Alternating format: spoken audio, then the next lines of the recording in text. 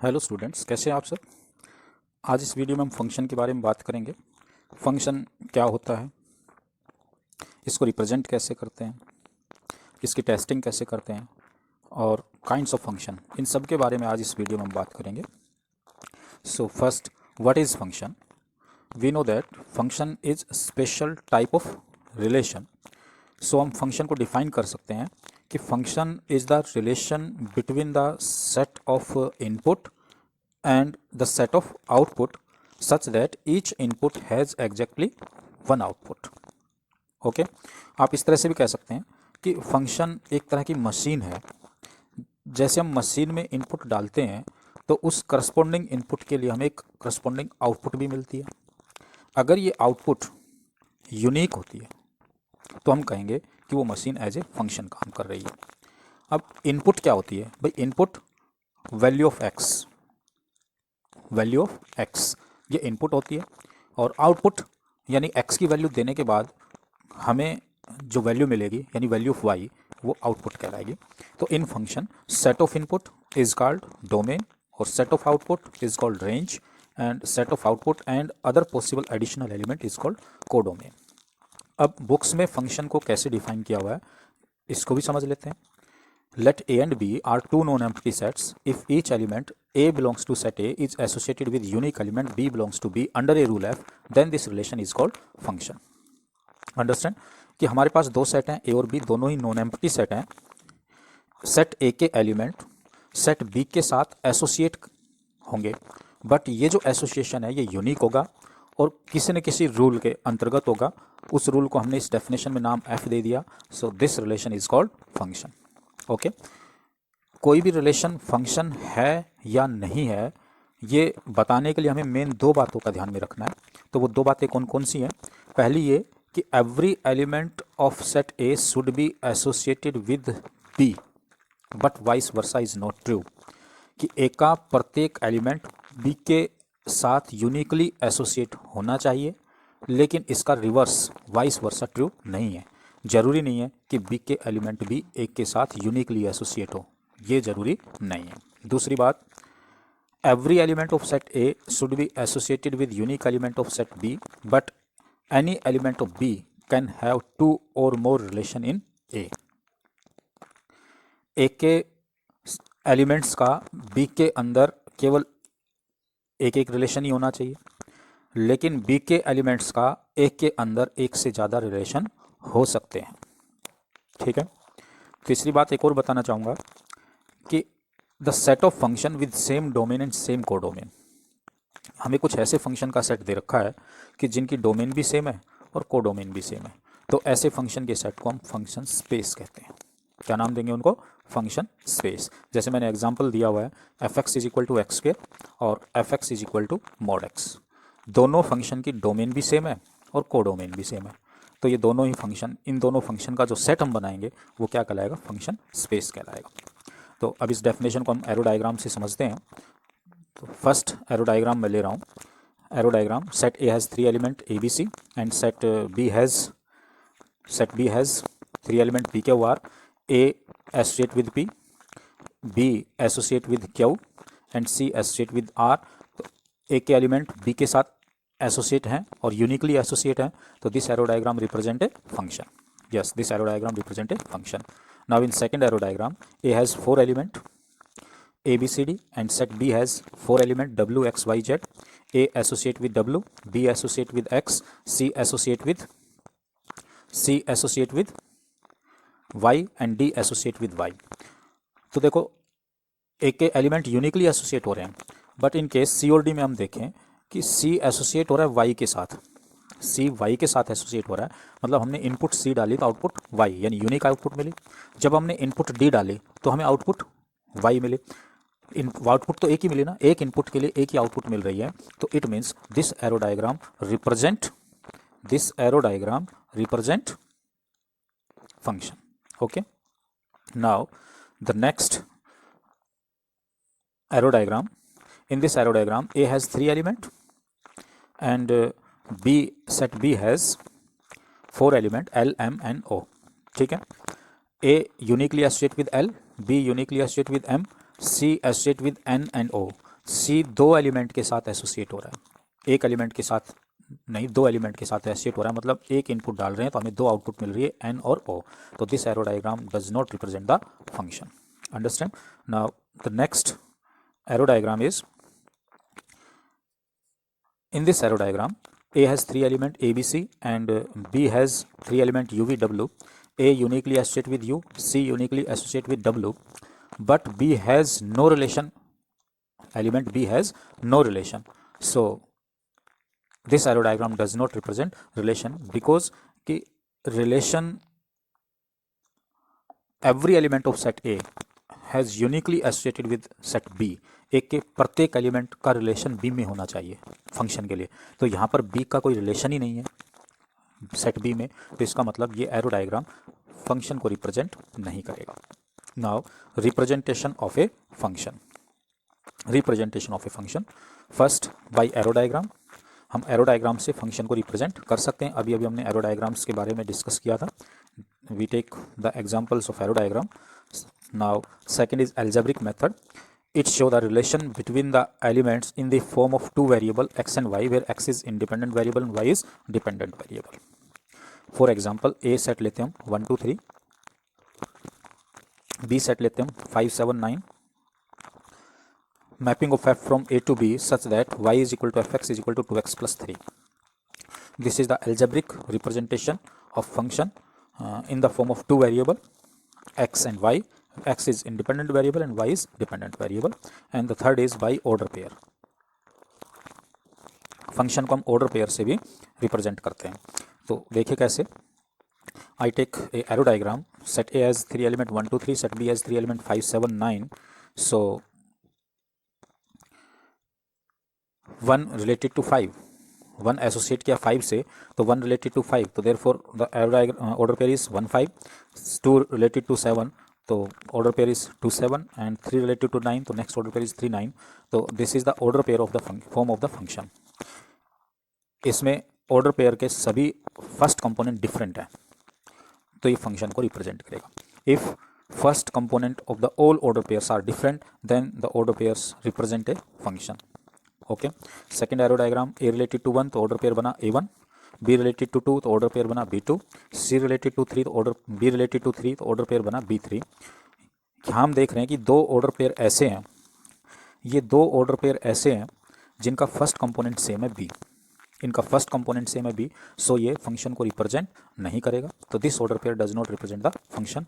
और वैसे भी अगर हम एरो डायग्राम से देखते हैं तो element C has no relation in B, so this is not a function. तो ऑर्डर पेयर से हम फंक्शन को कैसे रिप्रेजेंट करेंगे कि ऑर्डर पेयर में किसी भी ऑर्डर पेयर का फर्स्ट कंपोनेंट सेम नहीं होना चाहिए, सभी ऑर्डर पेयर का फर्स्ट कंपोनेंट डिफरेंट हो। ठीक है। दूसरा, अगर ऑर्डर पेयर, किसी भी दो ऑर्डर पेयर के फर्स्ट कंपोनेंट सेम आ जाते हैं तो इट मीन्स वो फंक्शन को रिप्रेजेंट नहीं करेंगे। क्लियर है? तो ऑर्डर पेयर का फर्स्ट कंपोनेंट डिफरेंट होना चाहिए फंक्शन के लिए। अगर ऑर्डर पेयर का फर्स्ट कंपोनेंट सेम आ जाते हैं तो इसका मतलब वो फंक्शन को रिप्रेजेंट नहीं करेंगे। Now testing of function, testing of function first by arrow diagram. Arrow diagram से हम फंक्शन का टेस्ट कर सकते हैं, एरो डायग्राम बनाकर हम ये बता सकते हैं कि फंक्शन है या नहीं। By order pair, order pair से हम फंक्शन को बता सकते हैं। ऑर्डर पेयर से फंक्शन कैसे बताएंगे कि first component of the order pair are different. If any two order pair have same first component, this implies that the given relation is not a function. Third is vertical line test. In this test, if the graph of the function is given, if we draw a line parallel to y-axis, if this line cuts the graph at most one point, then the graph represents the function. If the line cut the graph more than one point, then the graph represents not a function. Okay, so these are the four graphs. First graph, line cut this graph in 2 points, so the first graph is not a function. In second graph, the line vertical line cut the graph at 1 point, so this graph represent a function. In third graph, vertical line parallel to y-axis हमने ली, ये graph को एक point पर cut कर रही है, so it represent function. And in fourth, it does not represent function because this vertical line जो है, ये जो लाइन है इस ग्राफ को 1 2 3 4 पॉइंट पर कट कर रही है, इसलिए ग्राफ फंक्शन को रिप्रेजेंट नहीं करेगा। Okay, now the kinds of function. Now we discuss about the kinds of function. First, kinds of function. Into function, there exists at least one element in set B which is not the image of any element in set A। यानी कि codomain set B, codomain में एक या एक से ज़्यादा ऐसे element हो जिनका सेट A में कोई रिलेशन ना हो, वो इनटू फंक्शन कहलाता है। For example, I take arrow diagram, set A has 3 element ABC and set B has 3 element PQR, A related to P, B related to Q, C related to Q. In this arrow diagram, image of A P, image of B Q, image of C Q. तो ये इनकी image है, means हमने input डाली और output हमें मिल गई। हमने जब इनपुट A डाली तो आउटपुट आई P, इनपुट हमने B डाली तो आउटपुट मिली Q, और इनपुट C डाला तो आउटपुट क्या मिली Q। तो ये हमें आउटपुट मिला, ये आउटपुट है वो रेंज कहलाती है। तो रेंज में केवल 2 ही एलिमेंट आए P Q, ठीक है। अब कोडोमेन अगर हम इसकी देखें, सेट B को अगर हम देखें तो सेट B में 3 एलिमेंट है P Q R। सो इस एरो डायग्राम के लिए कोडोमेन कितनी होगी, सेट P Q R। तो क्लियरली हम यहाँ से देख रहे हैं कि ये दोनों ही इक्वल नहीं है, दोनों सेट इक्वल नहीं है। So range not equal to codomain, तो therefore the function is into function. तो इनटू फंक्शन को हम 2 तरीके से बता सकते हैं। एक तो हम एरो डायग्राम से देख लें कि कोडोमेन में एक या एक से ज़्यादा ऐसे एलिमेंट हो जिनका ए के अंदर, डोमेन के अंदर कोई रिलेशन ही ना हो, या फिर हम ये देखें कि रेंज और कोडोमेन बराबर नहीं आ रही है, इक्वल नहीं आ रही है, तो हम कहेंगे वो फंक्शन इनटू फंक्शन है। The next is onto function. Onto function, now onto function, each element of set B, each element of set B यानी codomain has its pre image in A domain. Codomain के प्रत्येक element की pre image हो domain में, at least 1 pre image, मतलब एक pre image हो या एक से ज़्यादा प्री इमेज हो, ठीक है। अब I take arrow diagram, set A has 3 element ABC और set B has 3 element PQR, A related to P, A related to B related to Q, C related to R। यानी कि image of A is P and image of B is Q और image of C is R। यानी A को हमने map किया P पर, B को हमने मैप किया Q पर, C को हमने मैप किया R पर। तो ये जो मैपिंग एलिमेंट हुए आपके, ये जो मैपिंग एलिमेंट है P Q R, ये क्या कहलाएगी, रेंज। तो इस सेट के लिए रेंज क्या है, इस ऑर्डर, इस एरो डायग्राम के लिए रेंज आ गई P Q R। अब हम इसको ऐसे भी रीड कर सकते हैं कि preimage of P A, preimage of Q B, preimage of R C, ठीक है। P की प्री इमेज A है, Q की प्री इमेज B है, R की प्री इमेज C है। Now codomain of this arrow diagram is B P Q R, ठीक है। I take another arrow diagram, if set A has 4 element A B C D and set B has 3 element P Q R। A को map किया P पर, B को map किया Q पर, और C को मैप किया R पर, और D को भी मैप किया R पर। सो मैपिंग एलिमेंट तो रेंज होंगे। मैपिंग एलिमेंट हमारे P Q R है क्योंकि एक को हमने P पर मैप किया, B को हमने Q पर मैप किया, C और D को हमने R पर मैप किया। सो मैपिंग एलिमेंट तो आपकी रेंज होगी, तो रेंज हमारी आ गई P Q R। अब image of A is P और image of B is Q, image of C and D is R। और आप कह सकते हो pre image of P is A, preimage of Q is B and pre image of R is C and D। Now हम clearly यहाँ से देख रहे हैं कि रेंज हमारी P Q R है। अगर हम कोडोमेन देखें, सेट B को देखें तो उसमें 3 ही एलिमेंट है P Q R, तो range is equal to codomain, range is equal to codomain. So this function is onto function. अगर हमारी रेंज और कोडोमेन दोनों इक्वल आते हैं तो इसका मतलब कि फंक्शन है वो ऑन टू है, सर्जेक्टिव फंक्शन है, ठीक है। दूसरा, अगर हम डेफिनेशन को देखें कि प्रत्येक इनपुट के लिए आउटपुट एग्जिस्ट होती है, जो भी इनपुट हम डालेंगे उसके लिए आउटपुट होगी। So f image of x is exist होगी, तो f x is equal to क्या ले लें, वाई। सो हम f x is equal to y ले लें। तो यहाँ से जो x का मान निकालेंगे तो x इज इक्वल टू क्या हो जाएगा, एफ इनवर्स वाई। तो यहाँ से जो x के मान आएंगे वो को डोमेन को यहाँ से जो x के मान आएंगे वो डोमेन को बिलोंग करे, सेट ए को बिलोंग करे for all y belongs to b। तो फंक्शन क्या होगा, ऑन टू फंक्शन होगा। तो ऑन टू फंक्शन को हमने 3 वेज से, 3 तरीके से हम डिफाइन कर सकते हैं। फर्स्ट डेफिनेशन है कि प्रत्येक एलिमेंट, को डोमेन के प्रत्येक एलिमेंट की प्री इमेज होनी चाहिए डोमेन में, एटलीस्ट वन प्री इमेज जरूर हो। दूसरा, codomain is equal to range आनी चाहिए, ऑन टू फंक्शन हो गया। तीसरा कि क्योंकि प्रत्येक इनपुट के लिए आउटपुट एग्जिस्ट है, so f x is equal to क्या होगा, वाई। एक्स की एफ इमेज एग्जिस्ट है, so f x is equal to y. So यहाँ से जो एक्स का मान निकालेंगे तो एक्स इज इक्वल टू क्या होगा, तो x is equal to f inverse y. यहाँ से जो एक्स के मान आएंगे वो सेट ए को बिलोंग करने चाहिए for all y belongs to set B. Y के प्रत्येक मान के लिए जो सेट बी में लाई करते हैं उसके लिए एक्स का मान सेट ए को बिलोंग करना चाहिए, तो ऑन टू फंक्शन है, अदरवाइज ऑन टू फंक्शन नहीं है। ओके, तो clear. Now the next function is one one function, one one function और injective function. One one function, different element of domain has different image in codomain. Okay, different element in codomain has different image in different element in domain of domain has different image in codomain. I again repeat, different element of domain have different image in codomain.